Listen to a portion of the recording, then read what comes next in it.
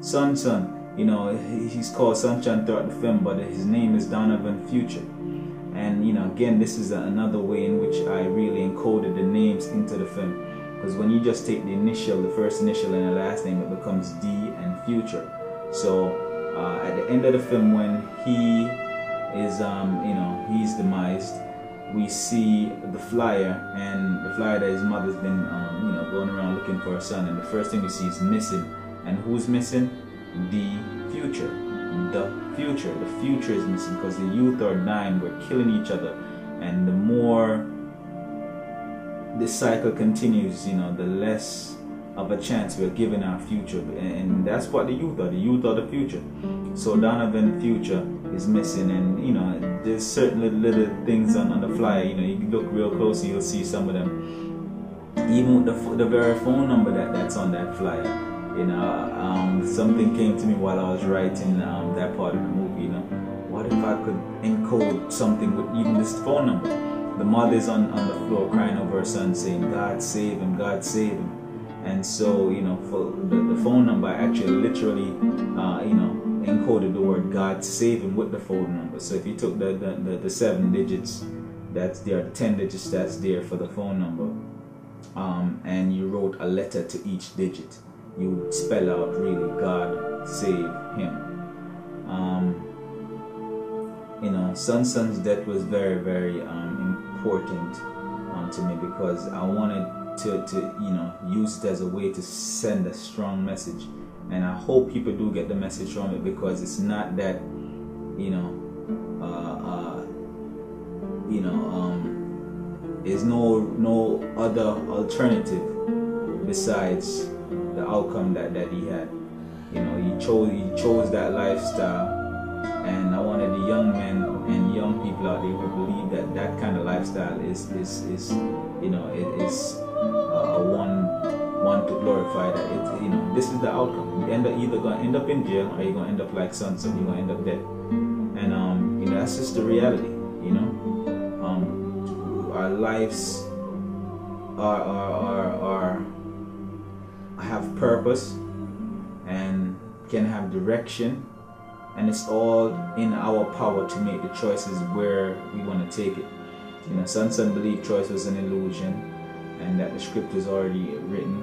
And these are, you know, some of these things are philosophical points that I myself postulate and go back and forth and expatiate with my other colleagues. You know, some of my colleagues who, you know, love to delve into the world of philosophy.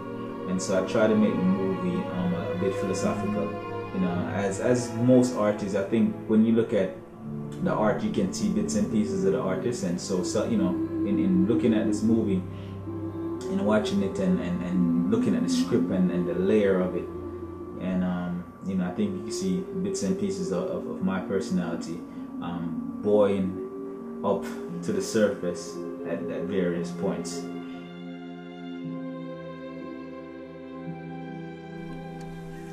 Bill, you cannot blame the IMF. You have the drug selling, the drug smuggling, the youth, then we are glorifying a badmanism, and not to mention the criminal them, the politician them, and all sorts. I still blame the IMF. I wanted to touch on some of the issues around, you know, Jamaican politics, and you know, some of the things that Jamaicans are stigmatized, the stigmas that we live under. And so later on in the movie, when Job and Sun and Ronnie are going to rob the White House, and you know, that's just me being very you know, cunning again by naming the actual location, the White House. And you notice the characters in there, they all have these kind of political affiliations to the Clintons in terms of their names. You know, the gentleman in there, his name is Bill, his wife's name is Hillary, and their daughter's name is Chelsea. And they live at 16 Pennsylvania Avenue, which is, you know, again, me being very cunning, and linking it to the actual location for the White House, which in Washington is located at 1600 Pennsylvania Avenue. The poverty that now riddles Jamaica has spawned, dozens and hundreds of people who, under the philosophy of survival or self-preservation, have turned to crime, some of them to other things, and we find that the murder rate in Jamaica is at one of the highest it's ever been. And it's not necessary to just put all the blame on the IMF, because I use the other character to balance out the argument by saying, look, it's not, you can't blame the IMF. You have to look at yourself, look at our responsibilities as Jamaicans or as a people. We have the drug selling, the drug smuggling, the youths that glorify the bad man culture, and and not to mention the politicians in Jamaica, because there's a lot of corruption in Jamaica and in the politics that basically engulfs the nation. There's a lot of political tribalism. Jamaica has two main political parties, the JLP and the PNP, and we find that around election time, it can become a very dangerous place to be.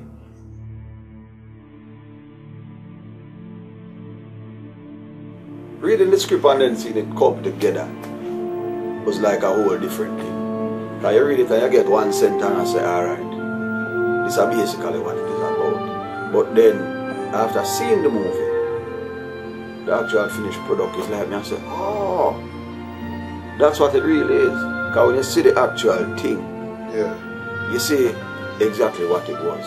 It wasn't about some people that come on and say, boy, it's a shoot-up thing. It wasn't just a shoot-up thing. It's a thing where if you watch it closely, you can get something out of it. You understand? You get an understanding of where life is and where the people them, T.I.g and Michael Fox, when them write the movie, you can see where them are trying to get across. It wasn't just about violence and about some youth with gun and all of that. It was about choices. And it shows you say, when you make certain choices, what can happen, whether it be good or bad. As a writer and as a creative person, sometimes you do things in a way where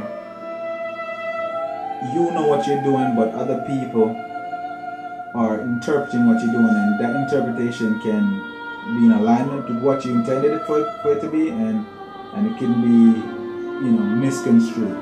And I think in a lot of ways, people who think this movie is about glorifying violence have misconstrued the actual intentions or actual meaning, because I think the film itself is very critical about the violence and the violent culture.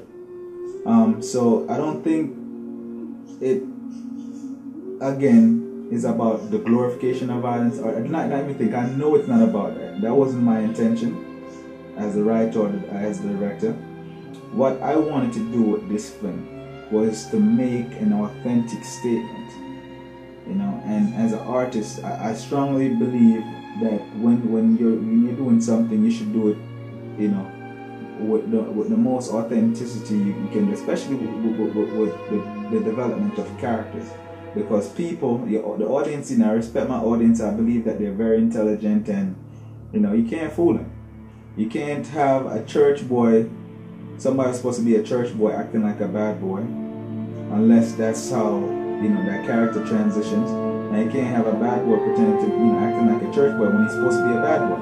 So you find that each character stays within the lane that they are written to walk down. Samson is gonna be hard. He's gonna be incorrigible. He's gonna be fierce. And so when he turns up the temperature, when the temperature turns up, in